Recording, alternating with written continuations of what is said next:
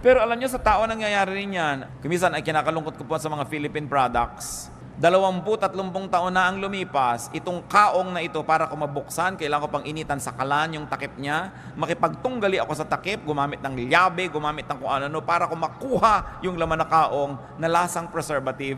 Ang kaong, ang makapuno, ang natadiko ko pare-pareho ng lasa. Walang product development. Napapansin niyo ba yun? Pag pumunta kayo sa Pangasinan, yung bibili yung tupig, o yung bibili nyo diyan na kung ano, nakabalot pa rin sa dyaryo hanggang ngayon. No?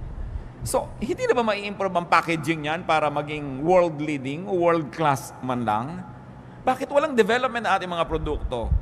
Pero alam nyo, sa tao nangyayari rin yan. Ano ba naman itong taong to? Nung huli ko itong makita, wala itong topic kundi yung asawa niya. 3 years later, asawa pa rin niya ang topic. Wala nang iba. Yung ang repertoire mo, napaka-limited. May mga tao po ganyan, ang 3 lang alam na topic. Ang kanyang asawa, ang kanyang apo, at ang kanyang mataas na blood sugar.